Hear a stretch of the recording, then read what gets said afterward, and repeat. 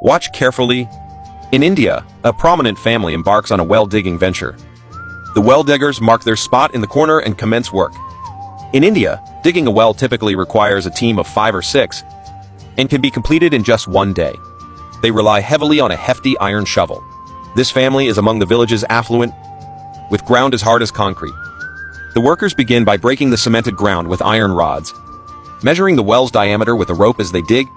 Their expertise is evident. Not every household in India can afford to dig a well, due to the substantial cost. These workers are highly skilled, digging deep in a short amount of time. Especially that man. For ease of work, they wear only simple shorts and go barefoot, making digging easier.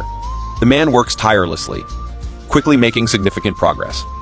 At this point, they must load the soil into baskets, which 2 people haul out of the well, while another loosens the earth below with an iron rod, easing the excavation.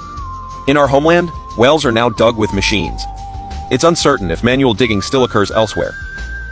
As they dig, it's unknown how deep they must go to reach groundwater. Here, we must dig over 100 feet. Once they reach a certain depth, the man must rest, and 2 others continue the digging. The experienced well diggers measure the well's dimensions as they excavate, ensuring consistency throughout. In no time, the duo has dug quite deep, and now a fan is needed to cool down. Due to India's scorching climate, working in such confined spaces can lead to heat stroke. Hence, the owner provides a fan. Manual well digging is costly. A person can earn $6 a day. The well is now deep, and it's time for others to take over. The young man's shorts are soaked through. Prolonged work in the well can lead to suffocation, so workers must rotate regularly. The well is deep, and ropes are needed to ascend and descend. In India, the caste system is strict. Usually, only those of lower castes do such work. For them, having this job is not easy. After reaching 33 feet, water appears in the well, meaning only one can work. This person must not only bail water, but also remove the mud, as mud and water frequently drip from above. The work in the well is arduous. Describing them as mud people is not an exaggeration. This is a critical moment, requiring an experienced worker's touch. In India, the groundwater is relatively shallow. Just a few dozen feet down there's water, perhaps nourished by the Ganges. After continuous labor, the well is nearly complete.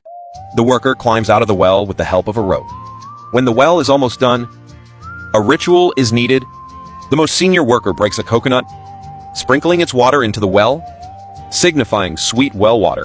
The workers lower the pre-made well lining into place, explaining why they measured the well's mouth with a rope. Each section of the lining is 1.3 feet high, requiring 3 people to lower it into the well, with one inside to ensure the sections fit seamlessly. And soil is backfilled around the outside, a step only experienced well diggers would consider. They backfill as they lower the lining, ensuring a tight fit around the well. The man's skill is exceptional, climbing to the well's mouth on 1 foot, fitting the lining perfectly, a feat of 30 years' experience. After dozens of sections are in place, the final backfill can begin. Such a large project, completed in less than a day. The efficiency of Indian workers is indeed high. In our homeland, even with machines, well digging takes days, and hundreds of feet must be dug for water. It's unknown how the water from Indian wells tastes. Without these men, the well could not have been dug so quickly. And so, the well diggers easily earn their $6. What do you think of such well digging techniques?